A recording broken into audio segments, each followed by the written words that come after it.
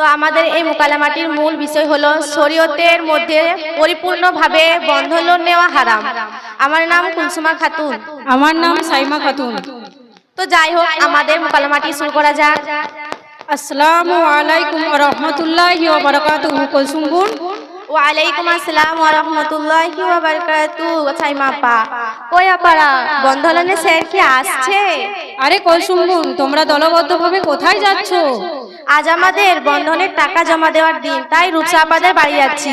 ওইখানে বন্ধন লোনের স্যার আসবে না, ওইখানেই টাকা জমা দিতে যাচ্ছি। ও আচ্ছা, তাই আসার সময় দেখলাম যে রূপসা আপাদের বাড়িতে অনেকে জমায়েত হয়েছে। হ্যাঁ সাইমা আপা, তুমি ঠিকই বলেছো, আমরা ওইখানেই যাচ্ছি বন্ধন লোনের টাকা জমা দিতে।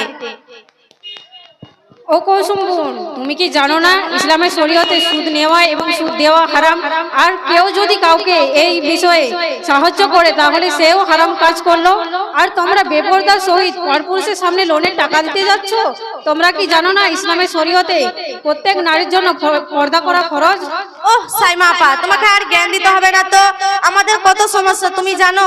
আমার ছেলেকে পড়াশোনা করার জন্য কত টাকার সমস্যা হয়।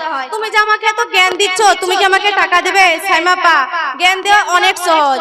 তুমি যদি আমার জায়গায় থাকতে না, তাহলে বুঝতে গরিবের কষ্ট কি জিনিস। আরে কুলসুম বোন, তা বলে তোমরা হারাম পদ্ধতিতে সমস্যার সমাধান করবে? সমস্যা কার নেই বলো? পৃথিবীতে সবার সমস্যা রয়েছে, কারো সমস্যা বেশি এবং কারো সমস্যা কম। ওহ সাইমা আপা, তুমি আমার সমস্যাটা একটু বোঝার চেষ্টা করো। কারণ আমার বাড়িতে বিয়ের যোগ্য একটা মেয়ে আছে, তার গহনা তো করতে হবে। আরে কুলসুম বোন, এই বলে তোমরা হারাম পদ্ধতিতে সমস্যার সমাধান করবে? দেখো, তোমরা যে টাকা লোনে দিচ্ছ সেই টাকা যদি বাড়িতে রাখো তাহলে অনেক সমস্যার সমাধান হয়, আর হারাম পদ্ধতিতে কোনো সমস্যার সমাধান হয় না। তো আচ্ছা বোন, এটা কি করে হারাম কাজ হলো? আমরা একসাথে কিছু কিছু টাকা নিয়ে ফেরত দিয়ে দিই, তাতে অসুবিধা কি আছে? আমি তো বুঝতেই পারছি না। আরে বোন, তোমরা দুনিয়ার অনেক পার্থক্য দেখেছো, আমার কিছু প্রশ্নের উত্তর দেবে? হ্যাঁ, উত্তর দেব। বলো তো, তুমি কি কুকুর দেখেছো? হ্যাঁ দেখেছি। বলো তো, কুকুর বছরে কয়টি বাচ্চা দেয়? কেন, কুকুর বছরে 4-5টা বাচ্চা দেয়। আর গরু কয়টি বাচ্চা দেয়? গরু বছরে 1টি বাচ্চা দেয়।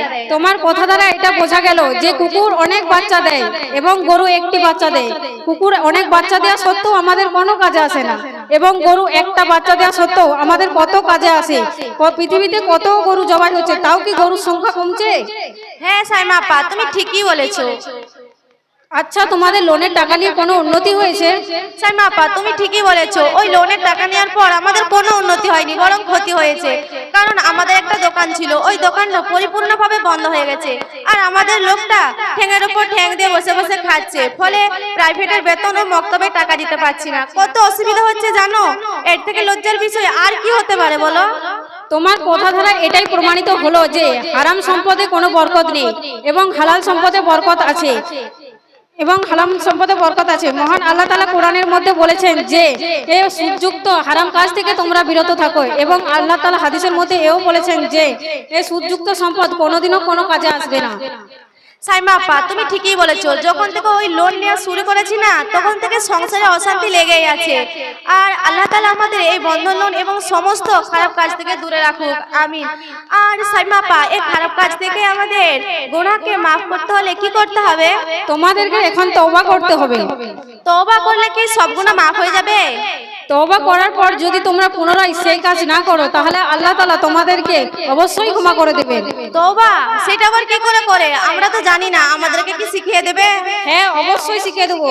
তোমরা আমার সাথে বলো, আস্তাগফিরুল্লাহ আস্তাগফিরুল্লাহ মিন কুল্লি জামবিউ ওয়া তুবু ইলাইহি।